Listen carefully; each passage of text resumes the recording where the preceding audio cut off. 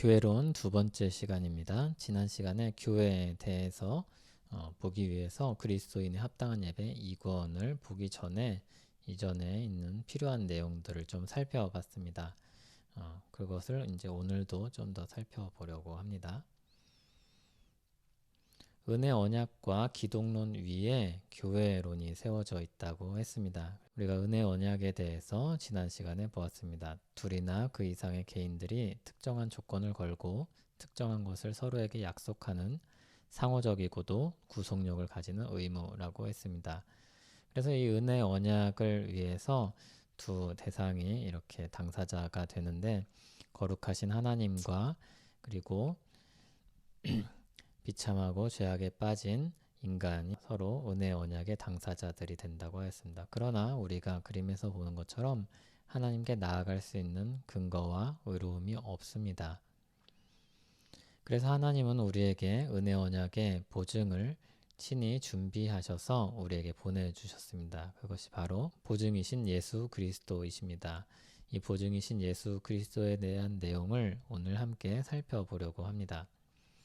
은혜 언약의 보증이신 예수 그리스도를 생각을 하면 그분이 우리에게 무엇을 해주셨는지를 우리가 알아야 합니다. 그분은 우리를 위해서 하나님의 공의를 만족시키셨습니다. 그런데 이게 그렇게 중요한가? 아주 중요하고 우리에게 반드시 필요한 것입니다.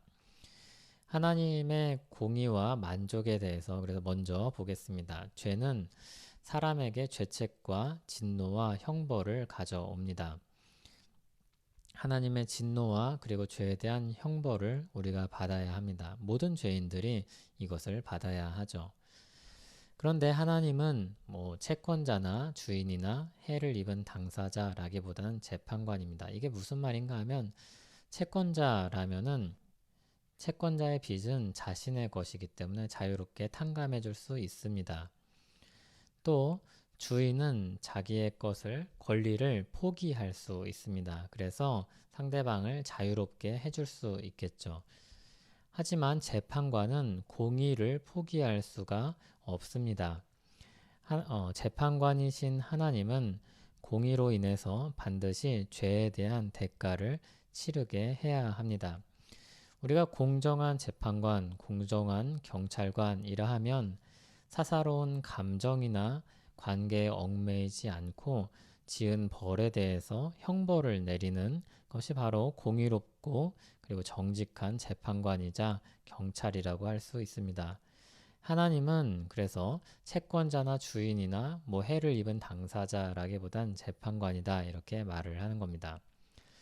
그런데 이 만족의 사역은 문제되는 채무의 다양함에 따라서 달라집니다. 먼저 돈에 대한 채무라면 동일한 금액으로 청산을 하면 될 것입니다. 아니면 거기에 더 필요한 어떤 형벌적인 금액을 낼 수 있을 것입니다. 하지만 죄책에 대해서는 공의를 만족시키는 벌을 내려야 합니다. 죄에 응당한 형벌을 내려야 한다는 겁니다. 그래서 우리가 죄로 인한 결과로 우리는 형벌의 대상이 되었고 영원한 생명에 대한 권리를 잃었습니다. 하나님은 본래 사람들을 창조하실 때 형벌의 대상으로 삼지 않으셨고 오히려 우리에게 영원한 생명의 권리를 주셨습니다. 하지만 죄로 인해서 형벌을 받아야 될 대상이 되었고 영원한 생명에 대한 권리를 잃어버리게 되었습니다. 그래서 이 죄 문제를 해결하려면 율법에 완전히 순종해야 하고 죄의 형벌을 받아야 합니다. 사도행전 28장 4절을 보면 사람들이 이렇게 말을 하죠. 진실로 이 사람은 살인한 자로다. 바다에서는 구조를 받았으나 공의가 그를 살지 못하게 함이로다. 믿음이 없는 사람들도 이와 같은 생각을 가지고 있습니다. 하나님이 그 마음 가운데 남겨놓으신 감각을 가지고 있습니다. 하나님이 어떤 분이시기에 이렇게 공의를 요구하시는가? 하나님은 공의롭고 공평하며 그 본성과 행위가 온전하실 뿐만 아니라 재판관으로서 공의를 행하시는 분입니다. 그래서 죄가 있는데 벌을 받지 않은 채로 남아있을 수가 없습니다. 하나님의 본성이 공의롭고 공평하시기 때문에 온전하시기 때문에 재판관으로서 공의를 행하지 않으실 수 없는 것입니다. 두 번째로 하나님의 거룩하심은 인간이 구속을 받으려면 절대적으로 죄에 대한 형벌을 감당함으로써 만족을 이루어야 합니다. 하나님의 거룩하심으로 인하여서 인간이 구원을 얻고자 한다면, 구속을 받고자 한다면 죄에 대한 형벌을 반드시 받아야 하는 것이죠. 하박국 1장 13절은 이렇게 말씀합니다. 주께서는 눈이 정결하심으로 악을 참아 보지 못하시며. 또 세 번째로 하나님의 자비로우시기에 누군가가 다른 사람을 비참하고 고통스럽고 무섭게 만들도록 내버려 두지 않습니다. 우리가 이것을 잘 기억해야 합니다. 공의로운 하나님이다 라고 이야기하면 하나님은 무서운 하나님, 하나님은 냉정하고 차갑고 아무런 감각이 없으신 분처럼 우리가 생각할 수 있습니다. 그러나 하나님의 공의는 하나님의 자비로움으로 인해서 또 시행이 됩니다. 왜냐하면 하나님이 자비로우신 분이시기 때문에 어떤 사람이 하나님의 자비 아래서 벗어나는 것을 그냥 내버려 둘 수가 없습니다.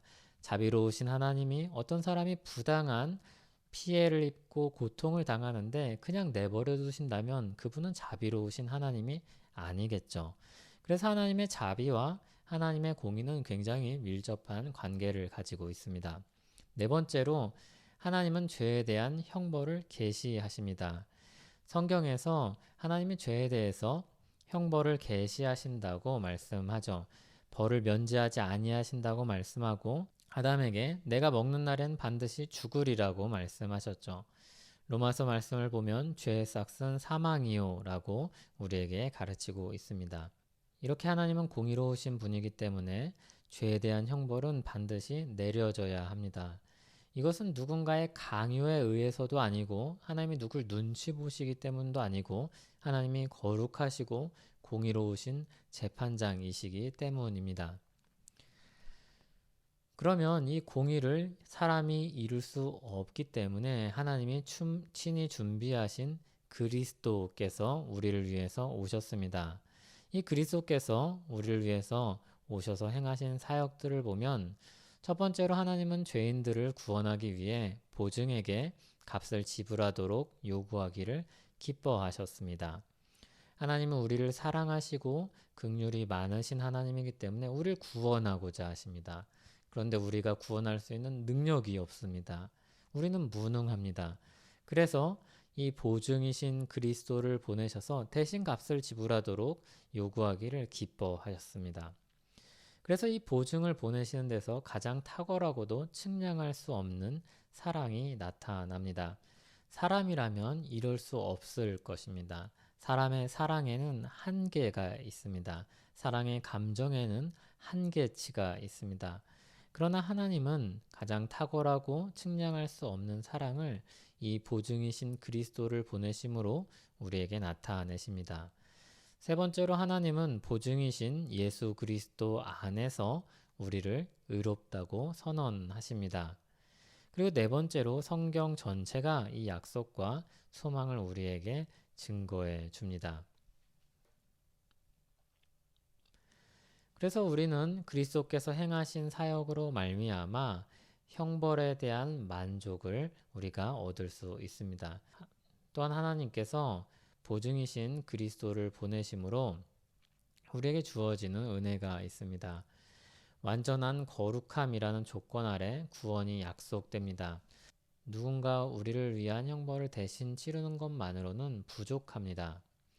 우리는 완전한 거룩함이 있어야 하나님의 온전한 구원을 얻을 수 있습니다. 칭의가 단순히 무죄 방면하는 것이 아니라 영원한 생명에 대해서 권리를 주는 것이기 때문입니다. 그래서 그리스도의 완전한 거룩함이 택자에게로 전가되어야 합니다. 예수 그리스도께서 이 땅에 오셔서 고난만 받으신 것이 아니라 한 사람으로서 하나님의 율법의 모든 의를 이루셨습니다. 그 완전한 거룩함이 택자에게 전가됩니다. 우리에게는 이렇게 하나님의 의를 이룰 수 있는 능력이 없습니다. 내가 내 마음을 정하게 하였다, 내 죄를 깨끗하게 하였다 할 자가 누구냐? 이렇게 말씀합니다. 우리가 다 실수가 많으니 이렇게 말씀하죠. 그러나 그리스도께서 우리를 위해서 행하신 사역으로 말미암아 우리는 하나님의 만족함을 얻습니다.